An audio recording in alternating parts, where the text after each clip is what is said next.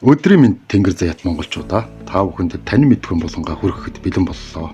Энэ удаагийн дугаарт сарны талаар сонирхолтой 10 баримтын талаар ярилцсанаа.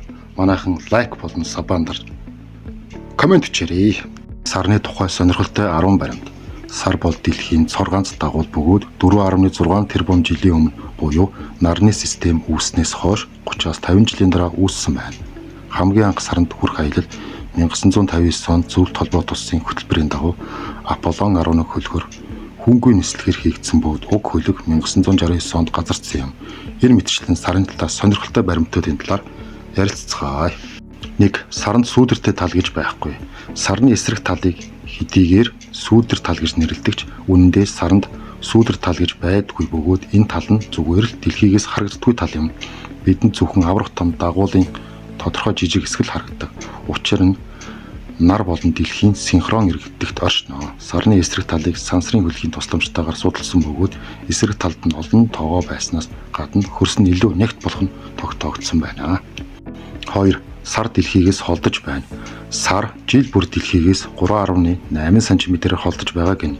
Энэ нь дэлхий дээр нуур үүссэн цагаас буюу 4.5 тэрбум жилийн өмнө эхэлжээ. Эрдэмтдийн хийсэн судалгаагаас харахад сар дахин 50 тэрбум жил дэлхийгээс бага багаар холдох ажээ. 3 дугаарт сарны таталцал дэлхийгээс 6 дахин бага. Сар нь жим багтай учраас дэлхийтэй харьцуулахад татах хүчний нөлөө маш бага байдаг. 60 кг жинтэй хүн саран дээр очивол 10 кг л хүрэх юм. Тиймээс сансрын нисгэгчид хүн тоноглол хувцастайгаас саран дээгүүр чөлөөтэй дүүлж чаддаг гинэ. 4-т сар дэлхий дээрх усанд нөлөөлдөг. Хэдийгээр нь ойлгомжтой зүйл хэдий ч сар дэлхийн төрлөخت хэрхэн нөлөөлж байгааг судлах нь ихээхэн сонирхолтой. Төрөлхийн үйл явц, хурдан таталцлын хүч, төвөөс зүгдэх хүч болон төрөлхийн хүч гэсэн зүйлээс шалтгаалдаг бөгөөд сар нарны эдгээр хүчний нөлөөгөөн доор манай дэлхий дээр төрлгүүд гарч ирдэг ажээ. 5 дугаарт саран дээгүүр 12 хүн явсан. Саран дээр хамгийн анх гიშгсэн хүн бол Аполлон 11 сансрын хөлгөөр 1969 онд Нил Армстронг юм. Харин одоогийн байдлаар саран дээр хамгийн сүүлд гарсан хүн бол Южин Сирам бөгөөд тэрээр 1972 онд Аполлон 17 сансрын хөлгөөр хүрчээ. Энэ цаг үеэс хойш зөвхөн нисгчгүй хөлгөл сарыг зорих болсон ажээ. 6-т саран дээр уур амьсгал гэж байдгүй. Сар нь ямар нэгэн сансрын хөлөг, солир, нарны салхи болон агаарын температурын өөрчлөлтөөс хамгаалалт байдгүй. Үүнээс гадна уур амьсгал гэж байдгүй учраас дуу чимээ сонсогдохгүйгээс гадна тэнгэрч үргэлж хар мэт харагддаг. Тодорхойд нь саран дээр саран хөдөлт болдог. Хэдийгээр саран хөдөлт нь газар хөдлөлтийн хүчний хувьд бага зөөн тохиолдогч одон орон судлаачид саран хөдөлт нь 5.5 бал хүртэл болохыг тогтоосон бөгөөд энэ нь гадаргууны хагарал үүсгэж байсан гинэ. Дэлхийн төрөлхийн нөлөөлөлс болж саран хөдөлт нь ердөө 1-2 минутын турш үргэлждэг ажээ.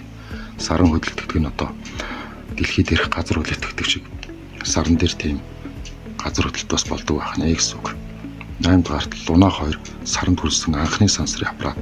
Зөвлөлтийн гариг хоорондын аппарат болох Луна 2 нь саран дээр хүрсэн анхны сансрын аппарат болсон байна. Уг хөлгийг зөвлөлт холбоот улсын Луна гэх төслийн хүрээнд хөөргсөн бөгөөд 38.5 цагийн турш нислэг үлдсэн ажээ. 9 дугаарт нарны системийн 5 дахь том хиймэл дагуул уул сараа.